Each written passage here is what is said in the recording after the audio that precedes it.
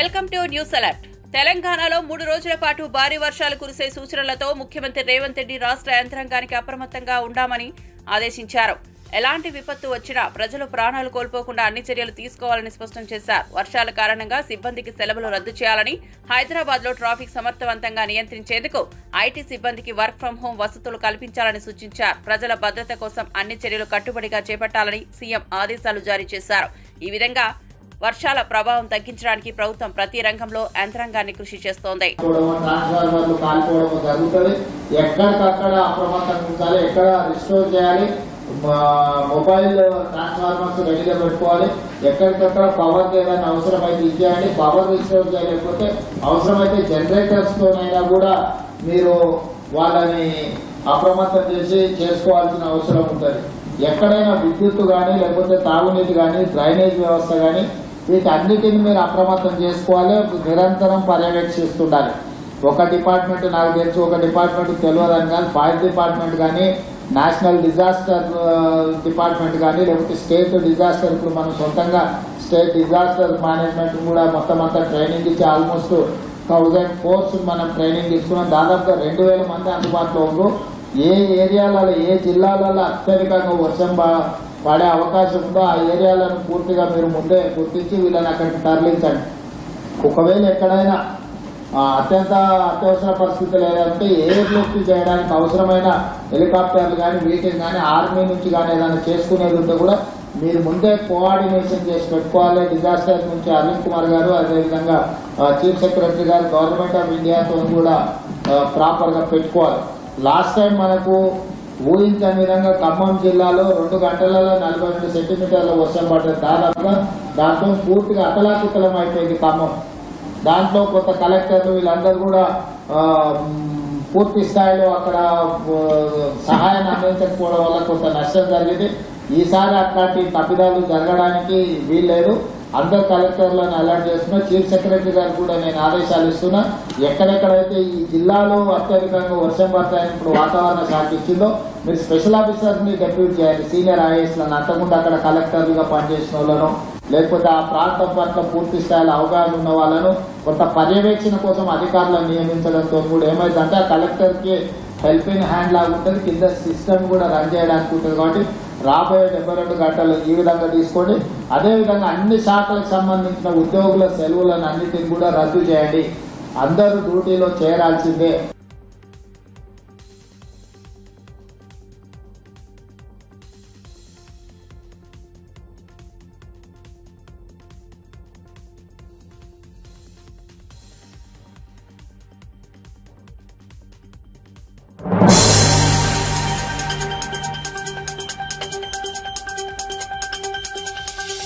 హోంమంత్రి అనిత రైతులకు యాంత్రీకరణ వ్యవసాయం ప్రోత్సాహకాలు అందించడంపై కూటమి ప్రభుత్వం ప్రత్యేక దృష్టి సారిస్తోంది. అనంతరం అనకాపల్లి జిల్లా వెంకటాపురం గ్రామంలో రైతులు ట్రాక్టర్లు, ఎడ్ల బండ్లలో ర్యాలీ నిర్వహించారు. హోంమంత్రి అనిత కూడా ట్రాక్టర్ ఎక్కి సందడి చేసింది.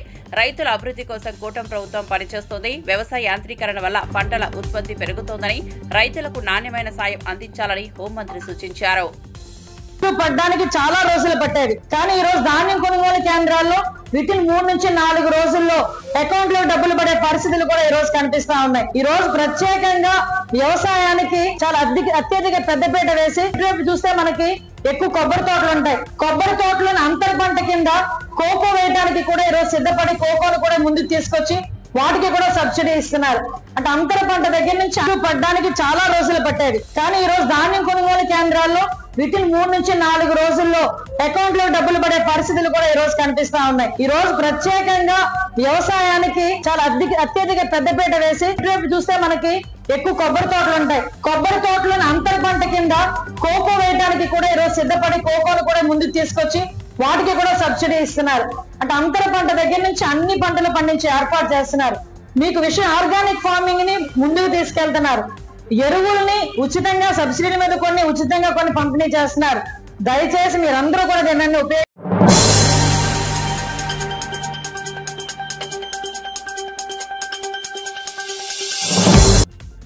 బీఆర్ఎస్ నాయకులు ఏనుగుల రాకేష్ రెడ్డి కాంగ్రెస్ పార్టీ యువతను ఎన్నికల సామాగ్రిలాగా వాడుకున్నారని తీవ్ర స్థాయిలో విమర్శించారు. కాంగ్రెస్ హామీలపై నిరుద్యోగులు గాంధీ భవన్ కు వెళ్లినప్పుడు వారిని దుర్వినియోగం చేస్తూ అరెస్ట్ చేయడం దుర్మార్గమని చెప్పారు. రాజకీయ నిరుద్యోగులకు ఉద్యోగాలు వచ్చాక అసలు నిరుద్యోగులను వదిలేశారని ఆయన ఆరోపించారు. ఈ చర్యలు యువతలో ఆగ్రహాన్ని పెంచుతున్నాయని, నిజమైన నిరుద్యోగులకు న్యాయం చేయాలని కోరారు. ప్రజాస్వామ్యాన్ని కాపాడేందుకు సమర్థమైన చర్యలు తీసుకోవాలని సూచించారు.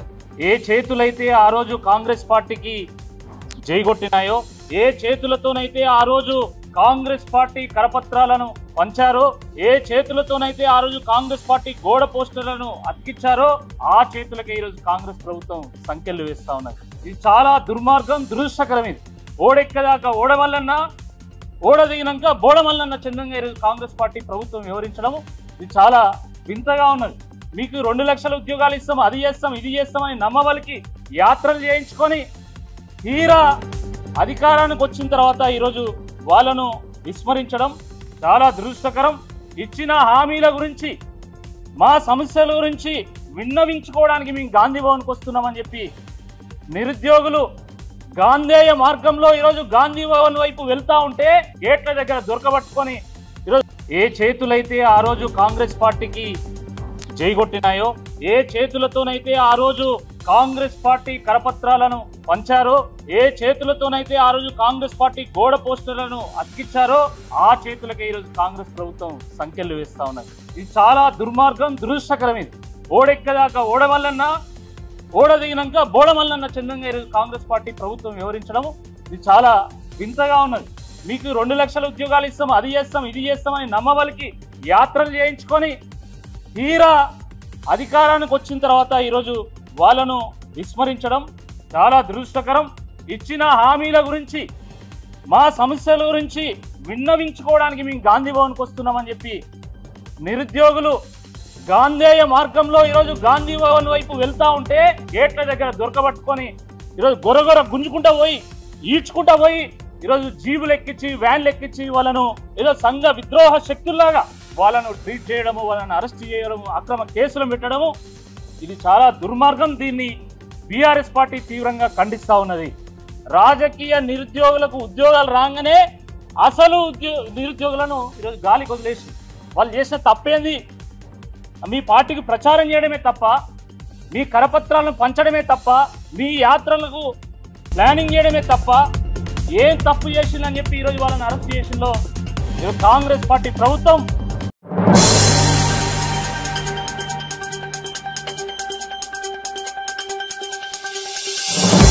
వైఎస్ఆర్సీపీ మాజీ ఎమ్మెల్యే రాచమల్లు శివప్రసాద్ పులివెందుల జెడ్పీటీసీ ఎన్నికలు ప్రశాంతంగా జరగాల్సిన అవసరం ఉన్నా పోలీసులపై తీవ్ర పదజాలంతో విమర్శించారు. పోలీసులది గుమస్తా మనస్తత్వమని అన్నారు. తన పార్టీ అధికారంలోకి వస్తే పోలీసుల ఉద్యోగాలు కోల్పోతారని హెచ్చరించారు. ఈ వ్యాఖ్యలు పోలీసులలో ఆందోళన రేకెత్తించాయి. ఎన్నికల సమయంలో శాంతి భద్రతల కోసం అధికారులకు హెచ్చరికలు జారీ చేశారు. వ్యక్తిగత అభిప్రాయం అయితే నేను ఆశ్చర్యానికి ఏం గురి కావట్లేదు.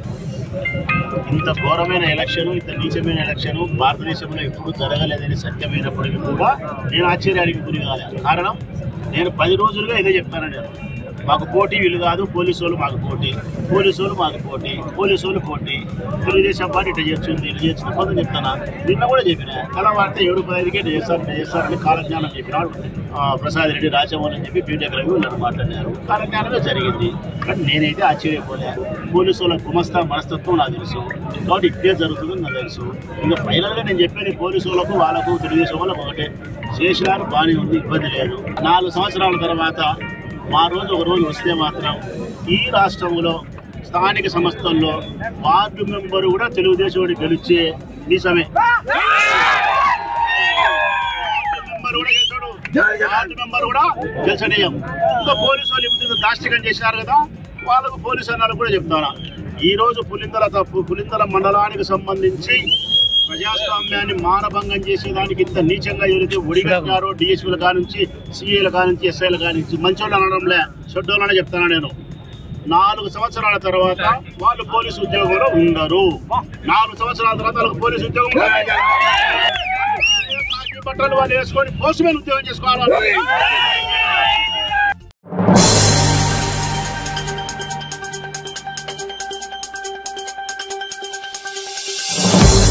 తెలంగాణలో భారీ వర్షాలు ఉన్న కారణంగా ప్రజలు అప్రమత్తంగా ఉండాలని మంత్రి సీతక్క విజ్ఞప్తి చేశారు. రాత్రి వేళల్లో వీలైనంత వరకు బయటకు రాకుండా ఉండాలని సూచించారు.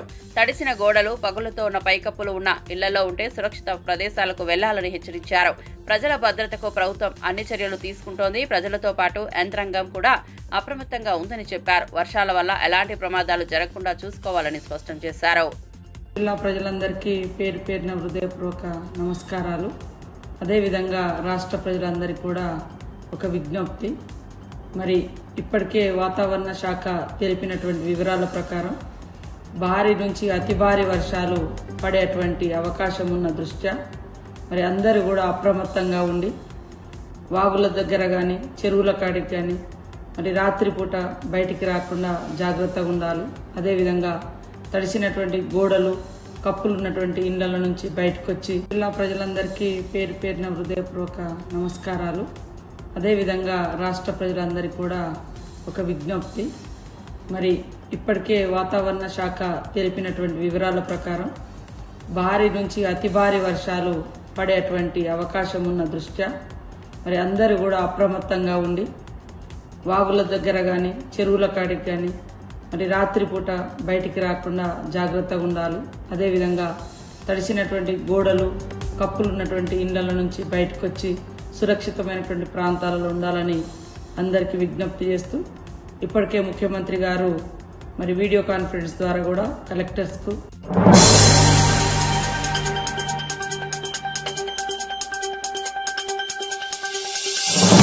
కోనసీమ జిల్లా రామచంద్రాపురంలో మాజీ ముఖ్యమంత్రి స్వర్గీయ ఎన్టీఆర్ కాంస్య విగ్రహాన్ని నటుడు నారా రోహిత్ మరియు మంత్రి వాసంశెట్టి సుభాష్ కలిసి ఆవిష్కరించారు.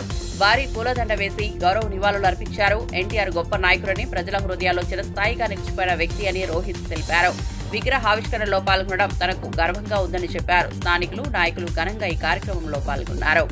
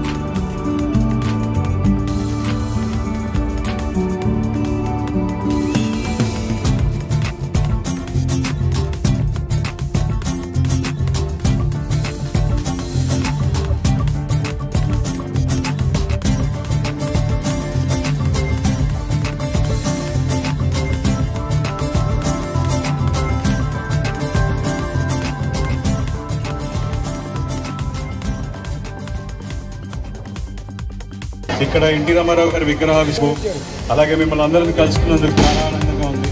నేను ఇక్కడికి ఆహ్వానించిన సుభాష్ గారికి ప్రత్యేక కృతజ్ఞతలు. రామారావు గారి విగ్రహం చాలా బాగా చేశారు, సో ఆయనకి కూడా ప్రత్యేక కృతజ్ఞతలు. ఇక్కడ ఎన్టీ రామారావు గారి విగ్రహావిష్కరణ, అలాగే మిమ్మల్ని అందరినీ కలుసుకున్నందుకు చాలా ఆనందంగా ఉంది. నేను ఇక్కడికి ఆహ్వానించిన సుభాష్ గారికి ప్రత్యేక కృతజ్ఞతలు. రామారావు గారి విగ్రహం చాలా బాగా చేశారు, సో ఆయనకి కూడా ప్రత్యేక కృతజ్ఞతలు.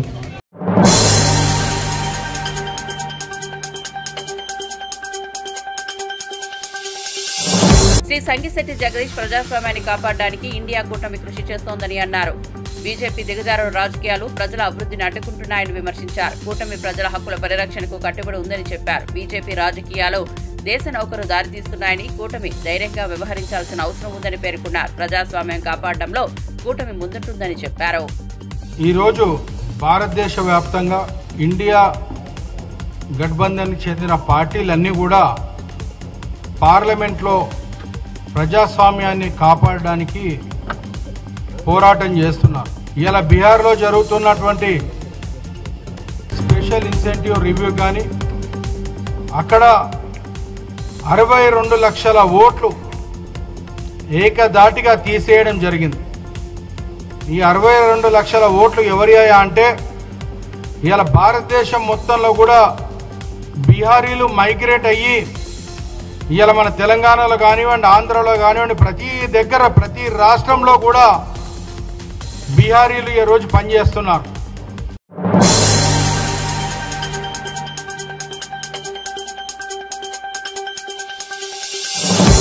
పల్నాడు జిల్లా దాచేపల్లి ప్రభుత్వ కళాశాల బాలుర వసతి గృహాన్ని ఎమ్మెల్యే ఎరపతినేని శ్రీనివాసరావు ఆకస్మికంగా తనిఖీ చేశారు. గాయపడిన విద్యార్థులను పరామర్శించి ఇద్దరికి 25,000 ఆర్థిక సాయం అందజేశారు.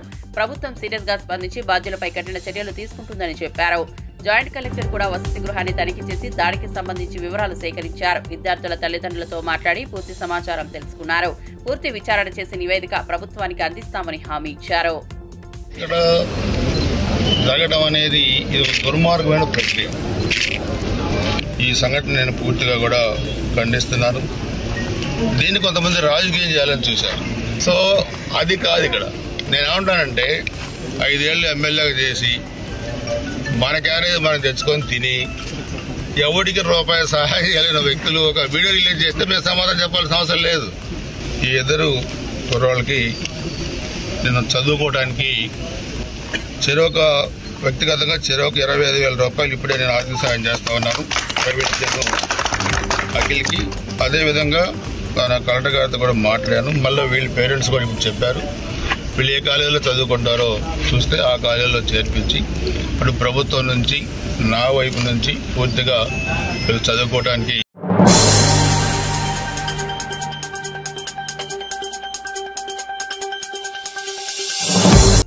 శ్రీ కోటూరు వెంకటేష్ భారతీయ ఎన్నికల సంస్థ బీజేపీ జేబు సంస్థగా మారిపోయిందని తీవ్రంగా విమర్శించారు. ఎన్నికల వ్యవస్థపై పార్టీలు ఒత్తిడి పెడుతున్నదని, ప్రజాస్వామ్యానికి ముప్పుగా మారిందని తెలిపారు. నిజాయితీతో స్వతంత్రంగా ఎన్నికలు జరగాలని, ఎన్నికల సంస్థకు అన్ని పార్టీలు గౌరవించాలని సూచించారు. ఈ పరిస్థితి మార్చేందుకు ప్రజలు, ప్రభుత్వాలు కలిసి పనిచేయాల్సిన అవసరం ఉందన్నారు.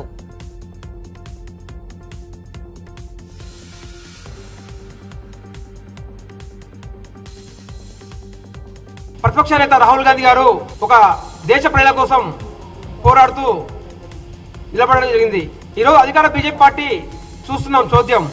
భారత ఎన్నికల సంస్థ ఈరోజు ఒక జేబు సంస్థగా మారిపోయింది. యాక్చువల్గా భారత్ ఎన్నికల సంస్థ రాజ్యాంగంలో 324 ఆర్టికల్ ప్రకారంగా స్వయం ప్రతిపత్తి గల సంస్థ భారత రాజ్యాంగంలో ఏర్పరచుకున్నాం మనం జనవరి 25, 1950 సంవత్సరం. ఆ స్వయం ప్రతిపత్తి సంస్థ ప్రధాన విధులు ఏంటంటే లోక్సభ, రాజ్యసభ, రాష్ట్ర శాసనసభలు, అదేవిధంగా రాష్ట్రపతి, ఉపరాష్ట్రపతి ఎన్నికల నిర్వహణ చేసే స్వయం ప్రతిపత్తి సంస్థ ఎన్నికల సంస్థ. దాని విధులు కూడా మనకు తెలుసు. ఎన్నికల నిర్వహణ కానీ, అదేవిధంగా మోడల్ కోడ్ ఆఫ్ కండక్ట్ కానీ, రాజకీయ పార్టీల నమోదు కానీ, ఓటర్ గుర్తింపు కానీ, ఎలక్ట్రానిక్ ఓటింగ్ మిషన్స్ కానీ.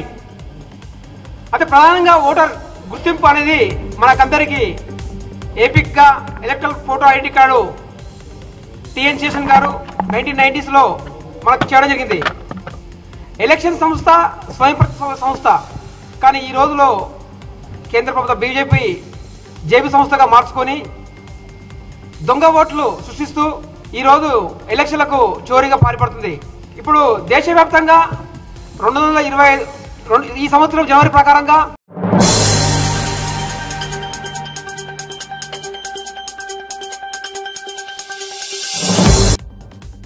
గుంటూరు జిల్లా పుత్తూరులో క్రేన్ రిలీజియస్ ట్రస్ట్ ఆధ్వర్యంలో ఏర్పాటైన వేద పాఠశాలను త్రిదండి చిన్నజీయర్ స్వామి ప్రారంభించారు. వసతులను పరిశీలించి వేద విద్యార్థులను ఆశీర్వదించారు. ధర్మ ప్రచారం కోసం క్రేన్ సంస్థలు చేస్తున్న కార్యక్రమాలను అభినందించారు. వేద విద్యార్థులకు వేదాలతో పాటు కంప్యూటర్, ఇంగ్లీష్ భాష కూడా నేర్పాలని సూచించారు. పాఠశాలలో సంస్కృత పుస్తకాలతో ప్రత్యేక లైబ్రరీ ఏర్పాటు చేయనున్నట్లు ట్రస్ట్ చైర్మన్ తెలిపారు. ధర్మబద్ధ సంపాదనతోనే మంచి ఫలితాలు ఉంటాయని స్పష్టం చేశారు. చాలా బాగుంది. కాంతారావు గారు మంచి శుద్ధమైనటువంటి ద్రవ్యంతో ఎవరి మీద ఆధారపడకుండా వారి స్వార్జితమైనటువంటి ధనాన్ని వెచ్చించి ఇలాంటి ఒక విశుద్ధమైనటువంటి కార్యక్రమాన్ని ఆరంభం చేస్తున్నారు. ఇందులోంచి తయారయ్యే వ్యక్తులు కూడా యోగ్యులుగా తయారవుతారని మేము ఆశిస్తాం. ఎవరి కర్తవ్యాన్ని వారు నిర్వహించగలిగే సమాజం ఏర్పడితే అది శాంతియుతమైనటువంటి భవిష్యత్తుకి దారితీస్తుంది. వెంకటేశ్వర స్వామి దేవాలయం ఉంది ఇక్కడ. విద్యార్థి మా నాన్నగారు కొన్ని సంవత్సరాల క్రితం సాంస్క్రిట్ రిఫరెన్సెస్ బుక్స్ కొన్నారు. దాదాపు 15,000, 20,000, 25,000 పుస్తకాలు ఉంటాయి. ఇంతకుముందు ఆ యొక్క లైబ్రరీ మన అయ్యప్ప స్వామి దేవస్థానంలో ఉండేది. దాన్ని కూడా అక్కడి నుంచి షిఫ్ట్ చేసి ఇక్కడ సాంస్క్రిట్ రిఫరెన్సెస్ లైబ్రరీని ఇక్కడికి మారుస్తున్నాము. మార్చి ప్రతి 6 నెలలకు సంవత్సరాలకు పండితులందరినీ పిలిచి పెద్దల్ని పిలిచి ఒక పండిత పోస్ట్ లాగా చేయాలని కూడా ఒక కోరిక.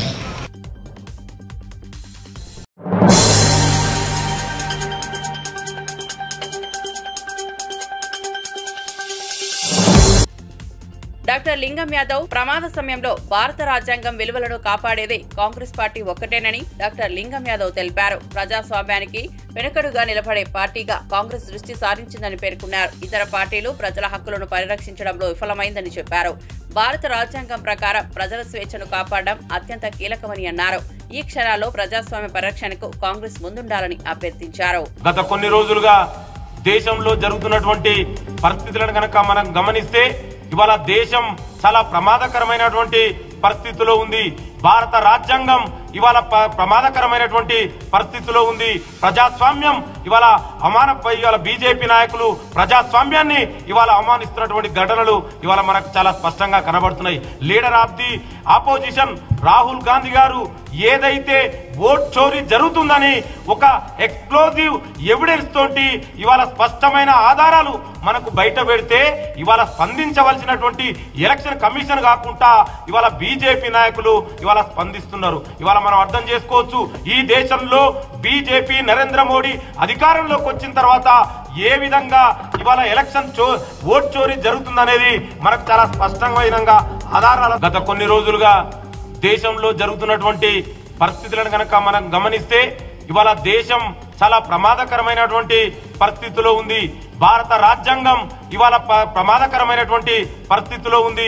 ప్రజాస్వామ్యం ఇవాళ ఇవాళ బీజేపీ నాయకులు ప్రజాస్వామ్యాన్ని ఇవాళ అవమానిస్తున్నటువంటి ఘటనలు ఇవాళ మనకు చాలా స్పష్టంగా కనబడుతున్నాయి. Leader of the opposition Rahul Gandhi గారు ఏదైతే ఓట్ చోరీ జరుగుతుందని ఒక ఎక్స్ప్లోజివ్ ఎవిడెన్స్ తోటి ఇవాళ స్పష్టమైన ఆధారాలు మనకు బయట పెడితే ఇవాళ స్పందించవలసినటువంటి ఎలక్షన్ కమిషన్ కాకుండా ఇవాళ బీజేపీ నాయకులు ఇవాళ స్పందిస్తున్నారు. ఇవాళ మనం అర్థం చేసుకోవచ్చు, ఈ దేశంలో బీజేపీ నరేంద్ర మోడీ అధికారంలోకి వచ్చిన తర్వాత ఏ విధంగా ఇవాళ ఎలక్షన్ ఓట్ చోరీ జరుగుతుందనేది మనకు చాలా స్పష్టమైన ఆధారాలతోటి ఇవాళ మనకు రాహుల్ గాంధీ గారు దాదాపు 6 నెలలు ఇవాళ టైం తీసుకొని బెంగళూరు సెంట్రల్ లో లోక్సభ స్థానంలో ఒక మహదేవ్పూర్ అసెంబ్లీ కాన్స్టిట్యున్సీలో జరిగినటువంటి 1,00,000 ఓట్ల దొంగ ఓట్లని ఇవాళ ఆధారాలతో సహా మనకు బయట పెట్టడం జరిగింది. ఇవాళ డూప్లికేట్ ఓట్లతోటి ఏ విధంగా గుర్ప్రీత్ సింగ్ దంగ్ అనే వ్యక్తి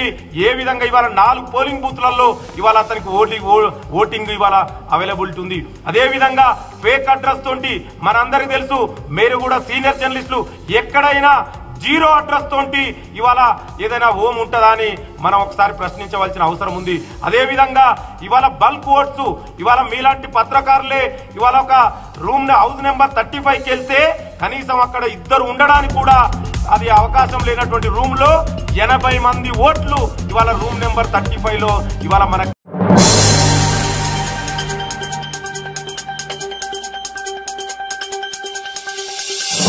ప్రజాప్రతినిధులను గృహ నిర్బంధించడం బీఆర్ఎస్ హయాంలోనే కాదు, ఇప్పుడు కాంగ్రెస్ పాలనలో కూడా కొనసాగుతోందని, ప్రజల కష్టాలపై నాయకులు స్పందించాల్సిన బాధ్యత ఉన్నప్పటికీ ప్రభుత్వం అన్యాయంగా గృహ నిర్బంధాలు పెంచుతోందని బీజేపీ రాష్ట్ర అధ్యక్షుడు ఎన్వీఎస్ఎస్ ప్రభాకర్ ఆరోపించారు. పార్టీ అధ్యక్షులను అరెస్ట్ చేయడానికి బీజేపీ తీవ్రంగా పరిగణిస్తున్నట్లు అన్నారు. ఉన్నతాధికారులు తమ పద్ధతులు మార్చుకోవాలని కోరారు.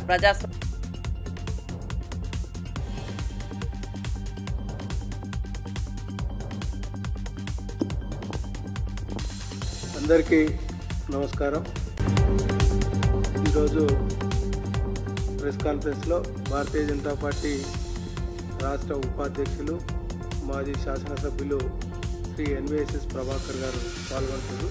ప్రెస్ను ఉద్దేశించి వారు మాట్లాడారు.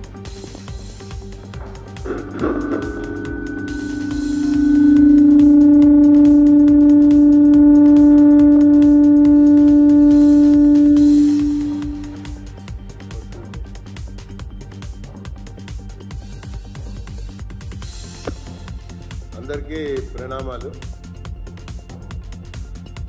ఈనాటి యొక్క విలేకరుల సమావేశంలో ఒక ప్రత్యేక అంశాన్ని ప్రస్తావించదలుచుకున్నాం. ఇటీవల కాలంలో బీఆర్ఎస్ పరిపాలన చేసిన సమయంలో, ఇప్పుడు కాంగ్రెస్ ప్రభుత్వం పరిపాలన చేస్తున్నటువంటి సమయంలో కూడా సంబంధం ఉన్నా సంబంధం లేకపోయినా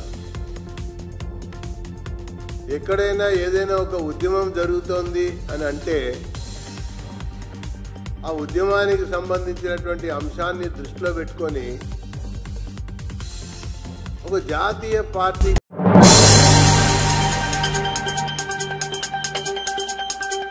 తిరుపతిలో హర్ ఘర్ తిరంగా కార్యక్రమంలో భాగంగా 1000 అడుగుల జాతీయ జెండాలో ఘన ర్యాలీ నిర్వహించారు. ఈ కార్యక్రమాన్ని తిరుపతి మున్సిపల్ కార్పొరేషన్, టూరిజం శాఖ, ఎస్వి యూనివర్సిటీ సంయుక్తంగా నిర్వహించారు. మాహాతి ఆడిటోరియం నుంచి ఎస్వి యూనివర్సిటీ స్టేడియం వరకు ఈ ర్యాలీని జిల్లా collector doctor S Venkateswar, commissioner N Maurya ప్రారంభించారు. విద్యార్థులు భారీగా పాల్గొన్నారు. దేశభక్తి భావాలతో నిండిన ఈ కార్యక్రమం ఘన విజయమైందని తెలిపారు.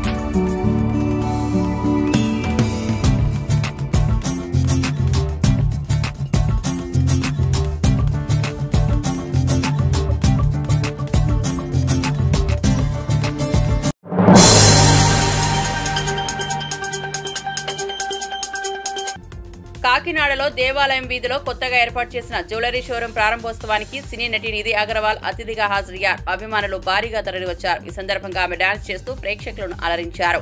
మీడియాతో మాట్లాడుతూ పవన్ కళ్యాణ్ మేనరిజాన్ని ఇమిటేట్ చేస్తూ అది 100 డైలాగుల సమానమని అన్నారు.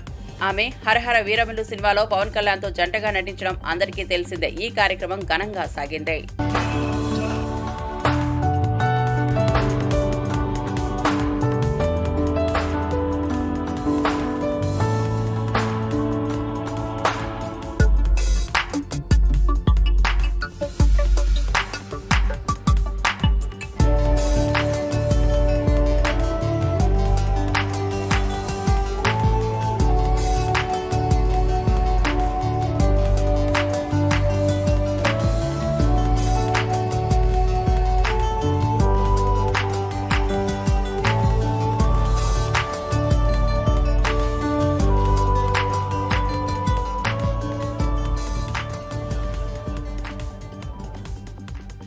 Kakinada I think first time వస్తున్నారు.